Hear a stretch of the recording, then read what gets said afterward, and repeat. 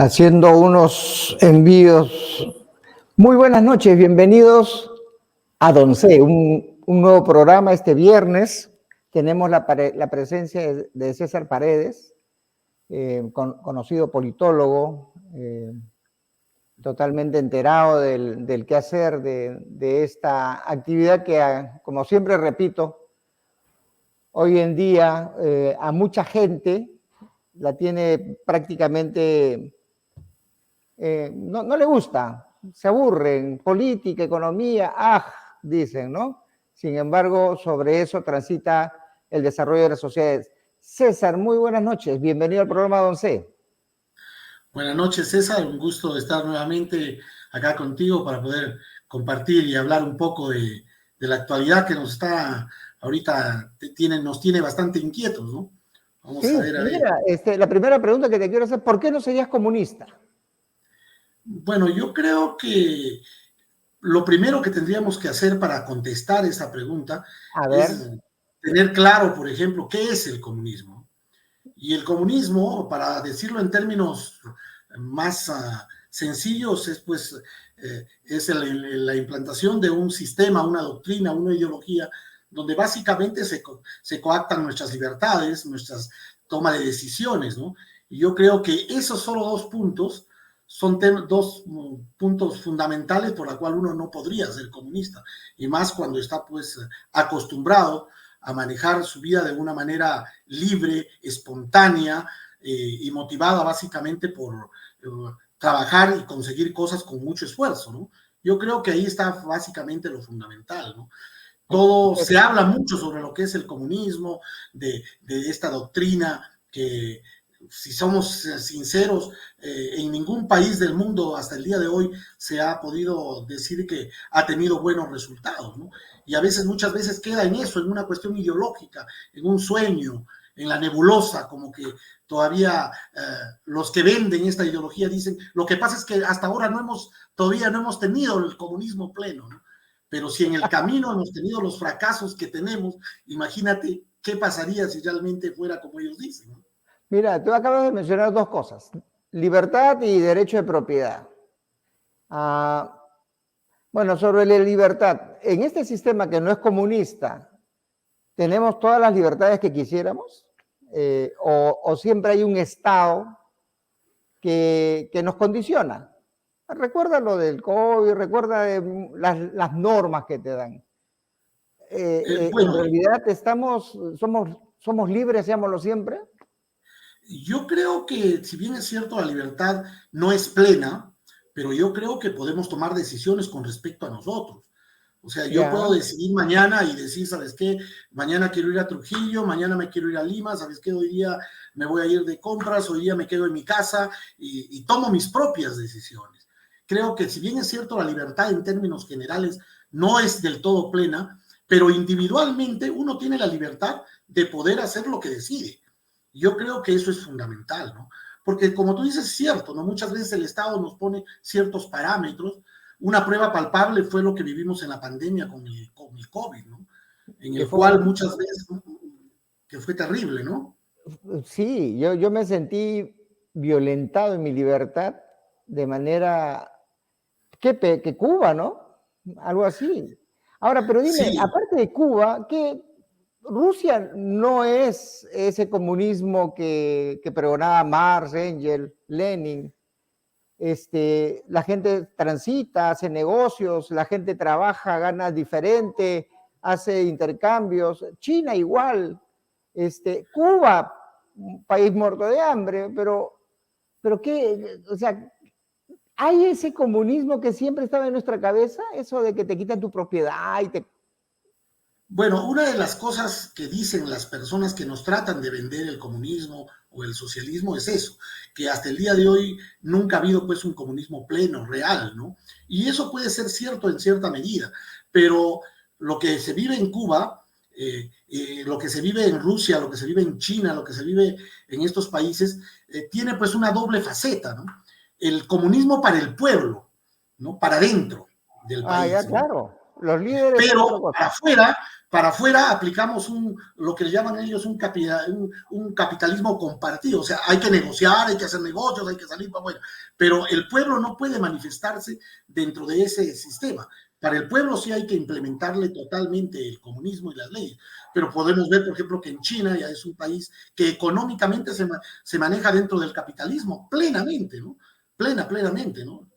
Rusia está en ese camino, ¿no? Bueno, en el caso de Cuba, pues lamentablemente es por la dimensión y porque siempre ha sido un país dependiente de estas grandes potencias comunistas, no ha podido salir de donde se encuentran. Pero China y Rusia, definitivamente, el comunismo para adentro y para afuera el capitalismo, ¿no?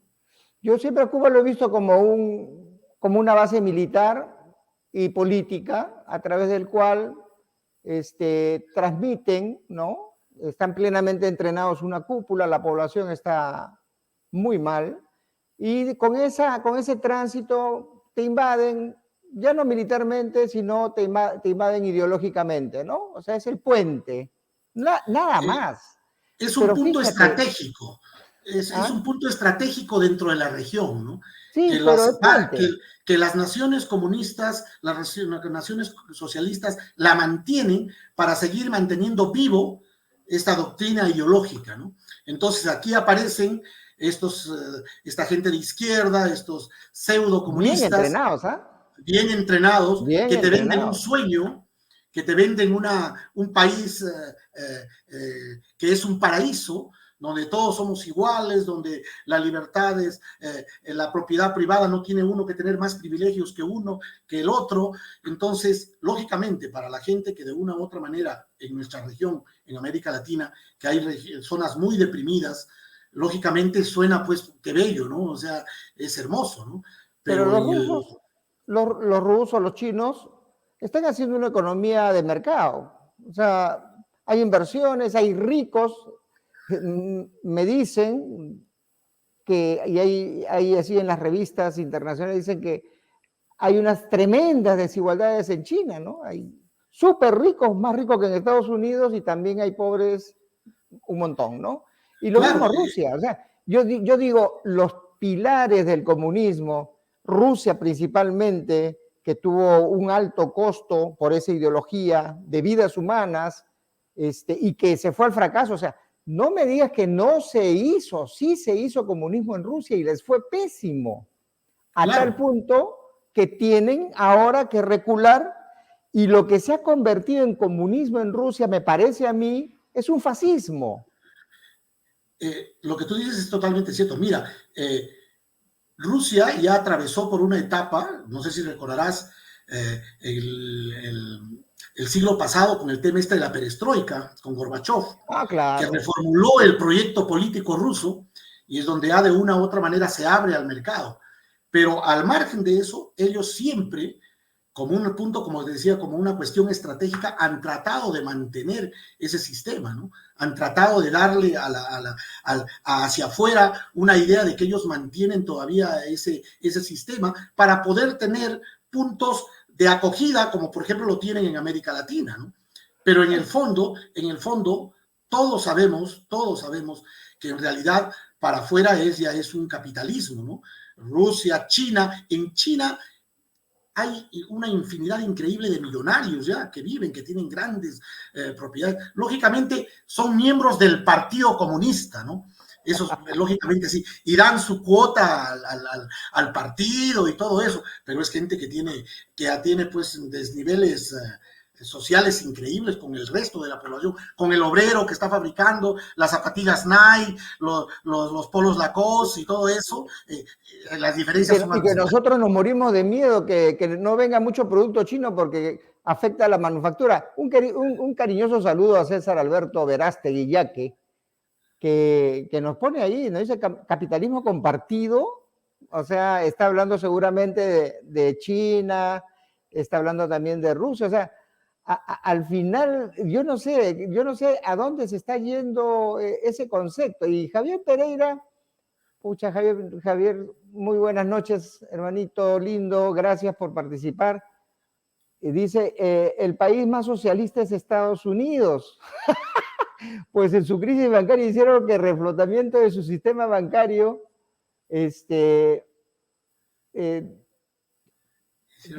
leo la última parte, hicieron que lo paguen todo el pueblo.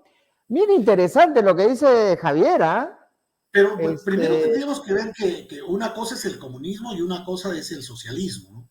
No, perdón, pero lo que dice Javier es algo interesante. Recuerda que en el manifiesto comunista, uno de los 10 puntos es el Banco Central. O sea, ellos apuestan por un Banco Central que controle todas las finanzas. Claro. Y todos los países en el mundo, todos tienen Banco Central. No sé, de repente Ecuador no, porque ahora su economía está dolarizada y por ahí debe haber algo más. Pero en Estados Unidos lo que dice Javier Pereira merece un comentario tuyo. Cuando hacen el salvataje. Es cierto. Nosotros tenemos, por ejemplo, en el Perú, el Banco Central de Reserva, al cual en los últimos años se le ha dado muchas flores por, haber mantenido una economía de una u otra manera estable.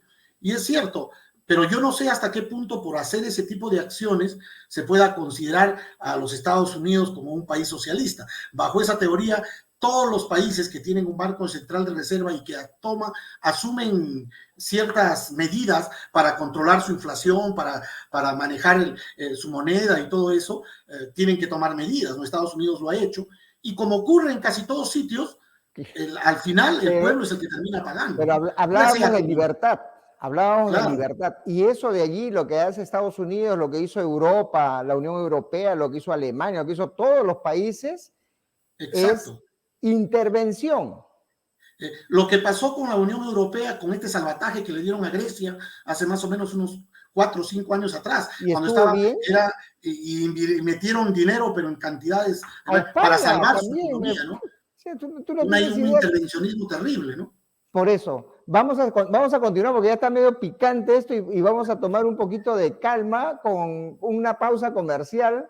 No se vayan nuestros participantes, hagan sus preguntas y vamos a un breve corte comercial, Cheche. Perfecto.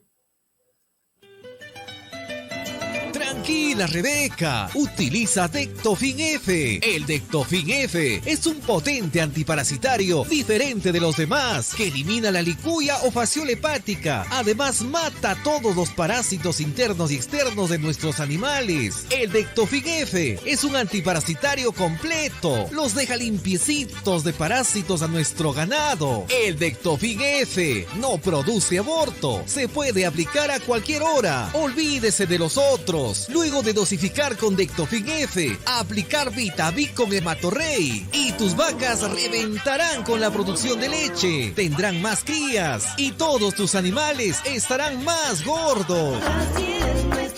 El Dectofin F, Vitavic y Hematorrey lo encuentras en las mejores veterinarias de su localidad.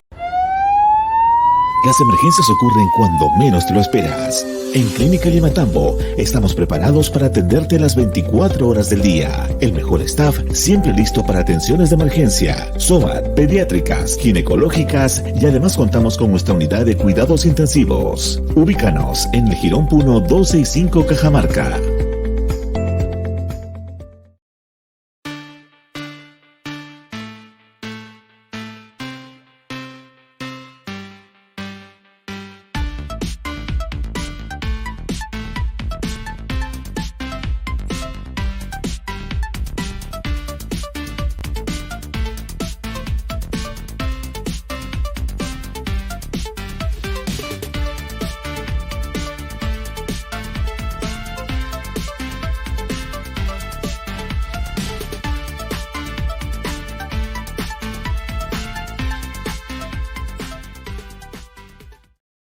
Muy bien, vamos a continuar con nuestra charla con César Paredes. Hemos visto allí algunas intervenciones de nuestros amigos Javier y César Verástegui. Nada, a ver, ¿qué está pasando entonces? ¿Somos libres, seámoslo siempre o qué? Como te decía hace un instante, ¿no? Yo creo que las libertades, si bien es cierto, muchas veces se ven limitadas por el tema del Estado y las normas y las reglas que se imponen, pero básicamente las decisiones individuales todavía en países como el nuestro las podemos tomar, ¿no? Es más, si a algún momento decidimos no hacerlo, por ejemplo, en el COVID mucha gente se rebeló ante las cuarentenas y comenzaba a salir, ¿no? Comenzaba a salir y bueno, ejerciendo su plena libertad individual, ¿no? Bueno, salgo y punto, pues el Estado me podrá multar lo que quiera, pero yo salgo y se acabó. Lo que no suele ocurrir en ciertos regímenes que tienen pues una estructura un poco más severa, ¿no? Como son los regímenes comunistas, ¿no? Eso no lo podríamos ver bajo ningún punto de vista, ¿no? Yo tengo una teoría. Yo tengo una teoría. Yo pienso que ya se dieron cuenta que el comunismo primigenio no tiene, como dicen algunos estudiosos, es un error conceptual. O sea, no tiene para dónde ir. Ahora, lo que han hecho, y ahí tenemos personajes que nadie lo menciona, Antonio Gramsci, por ejemplo, cómo meter el comunismo de una manera solapada con una finalidad, apoderarse del poder, pero no para quitarle la propiedad o para hacer, como dicen los comunistas, tener la propiedad de los medios de producción, sino hacer que produzcan y quitarles el dinero a través de los impuestos. Eso hace Rusia, China, Perú, Estados Unidos, etcétera, todos. ¿Qué está pasando ahora con el comunismo? Mira, el comunismo, en los países donde ha perdurado el comunismo, básicamente uno de los puntales ha sido básicamente, por ejemplo, eliminar la propiedad privada, eliminar la empresa. Y básicamente, ¿por qué? Porque el Estado es el que tiene el control de todo. Y así el Estado, teniendo ese control, puede manejar su base social, ¿no? Que lo va a mantener en el poder imperecederamente. O sea, ¿qué pasa en China? ¿Qué pasa en mismo Cuba? Hay un partido político único, ¿no? Que lo maneja el gobierno. Entonces, si todas las empresas son el Estado, si el sistema lo maneja el Estado, si la educación lo maneja el Estado, la base social de estos gobiernos está en ese Estado gigantesco, ¿no? Que casi siempre, salvo rarísimas excepciones, funciona pésimamente mal. El Perú ya ha atravesado por eso, y por eso es que normalmente terminan pues en lo que terminan, ¿no? Fracasando totalmente, ¿no? Pero dime, Chechi, ¿el Estado no te establece el sistema educativo acá en el Perú?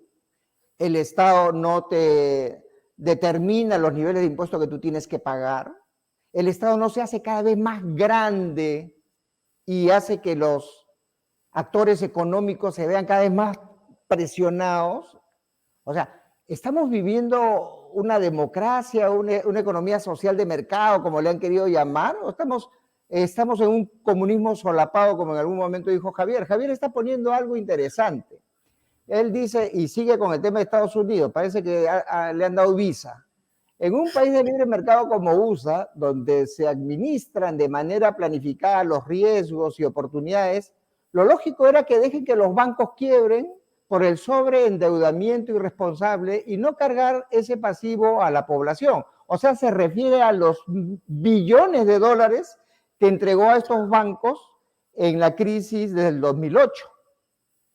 El problema es que el sistema bancario, como lo veo yo, es una opinión muy personal, involucra pues no solamente el hecho del banco, el hecho de una quiebra bancaria a nivel de los bancos arrastra mucho otro tipo de cosas más, ¿no?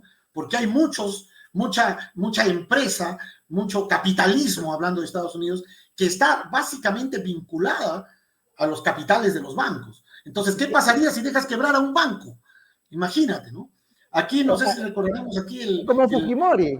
Fujimori, claro, lo primero que hizo con Hurtado Miller es sincerar los precios. Exacto. Dejar que el mercado se acomode, dolió, ¿no es cierto? Claro. Dolió. ¿Y después qué pasó? Después la economía se normalizó. O sea, yo digo, ¿y por qué? Acá en el Perú también, ¿no? Reactiva Perú. Mira, el caso del Perú es un tema bastante especial, ¿no? Porque mucho se habla, por ejemplo, y cuando tú entras a las discusiones políticas, dicen, bueno, nos ha gobernado 10 años la izquierda, no, el gobierno es de derecha, el Pedro Castillo comunista, ahora la DINA es de derecha. Entonces, yo me pregunto, ¿qué realmente ¿qué tipo de gobiernos hemos tenido? ¿De derecha? ¿De izquierda? ¿Alguien podría ser sincero y decir en el Perú ahora con certeza, oye, el gobierno de Toledo fue de derecha, el gobierno de Humala fue de izquierda, yo creo que no, ¿no? Y eso es porque hay un problema tremendo en los conceptos ideológicos, en las doctrinas de gobierno. Hay una mezcolanza total. Mira quién nos gobierna ahora en el Perú. ¿Quién gobierna el Perú? Tenemos un círculo de polémica. ¿Me puedes decir quién gobierna el Perú? ¿Ah? Tú me puedes decir quién gobierna el Perú, pero antes que me respondas, eres tendencia ahorita. Mira, John Fernández está escribiendo y nos dice, en Estados Unidos la Reserva Federal no es estatal, es independiente con carácter público-privado. Y continúa diciendo, lo conforman 12 bancos. Bueno, en el Perú es igual, el tema es, mira lo que te decía, el Banco Central de Reserva, si bien es cierto en el Perú es un ente público del Estado, pero constitucionalmente se maneja en forma independiente. Por eso es que a pesar de todo lo que hemos pasado, nadie ha podido meterle mano, ¿no? Entonces ahí hay un tema que también creo que tendríamos que ver cómo se maneja, ¿no? Por ejemplo, el Banco de Reserva creo que es una de las instituciones ahorita en el Perú más sólidas que existe y tiene, pues, ha logrado tener, si bien es cierto, no vamos a decir que es perfecta, pero ha mantenido al país con una solidez económica y realmente importante. Y no lo decimos solamente aquí en el Perú, lo dicen en el extranjero, ¿no? La moneda del sol es una de las monedas más estables que tenemos, ¿no? Ya, pero ahí viene una cuestión que yo quiero poner en la mesa porque yo soy recontra desconfiado y no le creo mucho a Velarde, ¿ah? Porque yo tampoco. Él mismo en su último informe, él mismo dice de que han tenido que hacer juegos en el mercado de divisas, comprar y vender dólares para que el tipo de cambio se mantenga, ¿no? ¿Por qué? Porque eso tiene un efecto con la balanza comercial, ¿no? Fundamentalmente. Ya, ok. Pero es una persona o un grupo de personas que toma la decisión. Mire, ahorita, por ejemplo, está en 3.67 el tipo de cambio. De repente ya los empresarios, los exportadores lo están llamando y están diciendo, oye, Velarde, haz algo para que suba el tipo de cambio porque yo voy a perder acá. No nos conviene. Ya, y entonces alguien dice, vamos a salir a comprar dólares para que suba el precio, ¿no? ¿Y quién se queda con esa información? ¿Quién se gana con esa información? No hay por ahí el sobrino que se enteró de que iba a hacer esa jugada y compra o vende dólares de acuerdo a la conveniencia. Ahí hay ganadores. Es cierto, totalmente. Además, como te digo, en países como el nuestro y en la mayoría de países, la gente que de una u otra manera aprovecha más y logra generar riqueza es los que tienen dueños de información, los que manejan la información y los que saben desde las bases más profundas qué es lo que va a ocurrir, ¿no? Recordarás todo lo que ocurrió en los años 80 con el dólar MUC, no sé si recordarás, ¿no? Entonces, como si bien es cierto teníamos un dólar paralelo y un dólar que era del mercado único de cambio, pero era terrible cómo manejaban esa economía y hay gente que se volvió millonaria con el dólar MUC, ¿no? Ahora, entonces, yo no descarto la posibilidad que también se estén volviendo millonarios, o sea, con ese tipo de cambio, esa manipulación. Otra pregunta muy sesuda, muy seria de parte de Javier Pereira. Para ti, dice, hablando de Visa, un comensal al pedir la cuenta en un restaurante le pregunta al mozo, ¿tiene Visa? A lo que el mozo le responde, si tuviera Visa no estaría trabajando de mozo, ya estaría de la PTM en Estados Unidos. A ver, ¿qué respondes? Bueno, creo que mucha gente, así como hay gente que trata de vender a la población el sistema comunista y el país ideal de los sueños, mucha gente dentro de la antípoda de eso está buscando algún momento emigrar a un país, pues, que también es el país de las oportunidades.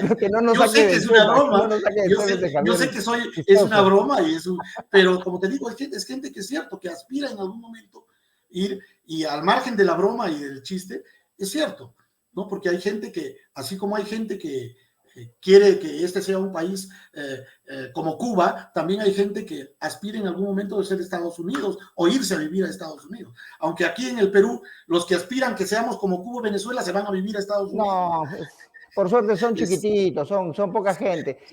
Claro. Más bien hay un tema ahí que me queda a mí, y te lo comparto, César. El asunto es que nosotros estamos mirando a la izquierda como algo malo y de hecho, como te digo, es un error conceptual. Eso no tiene ningún asidero. Pero nosotros, mirémonos a nosotros. ¿Ah? Nosotros no creas que el sistema en el que estamos viviendo es el ideal.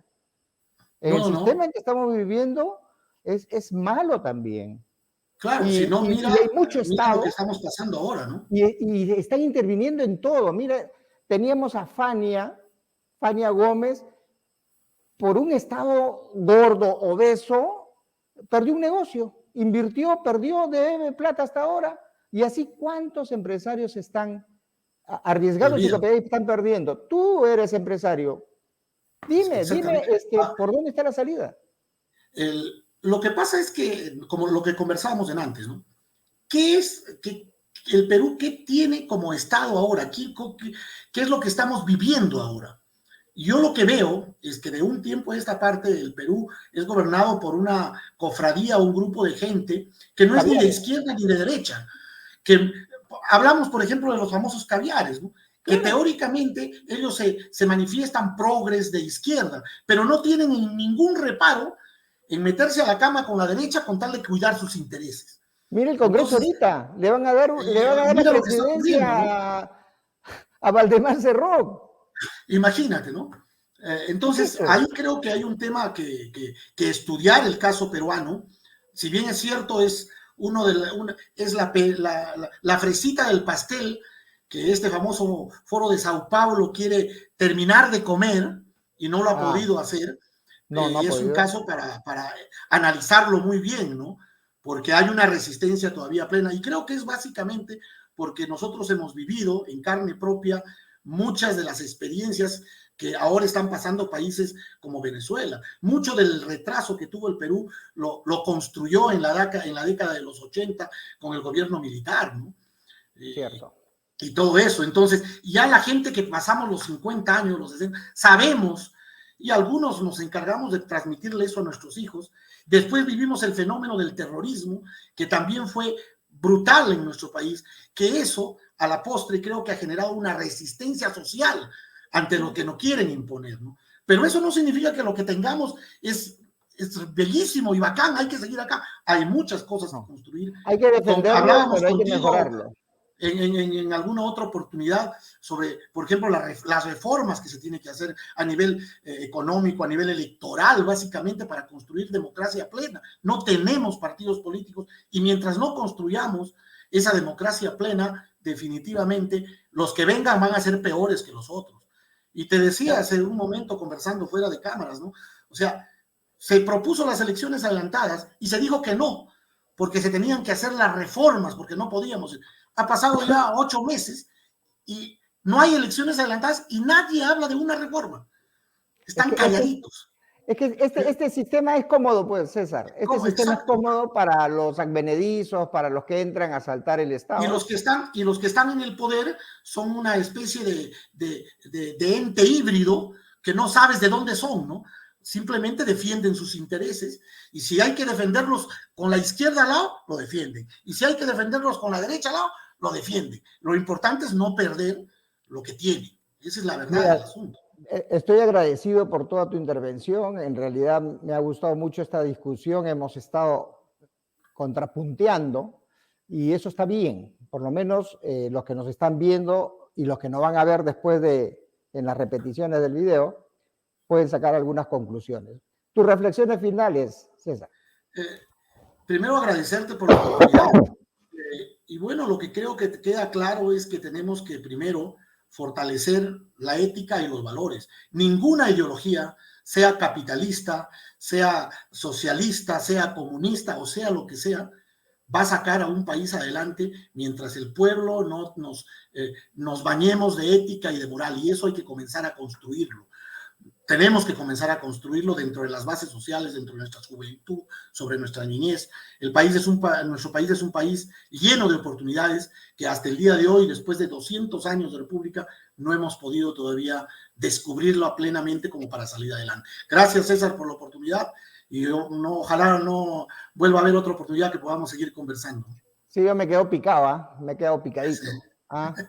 Te abrazo a la distancia. Yo estoy transmitiendo. Gracias, César, de igual manera. Un saludo muy grande de ti. Fuerza y para adelante con la familia. De igual manera, saludos por casa. Muy bien, eso ha sido todo por hoy en Don C. En esta semana hemos tratado de abordar desde diferentes ángulos la política, en qué estamos en eso. Al final me siento en desazón porque no hemos resuelto nada. Y esperemos tener otros programas en los cuales podamos encontrar luces. La próxima semana vamos a hablar de empresas, de inversión, un poquito de economía, pero no la vamos a hablar de esa forma tan horrible que es con números y datos, sino con reflexiones. Nos vemos el lunes. Chao.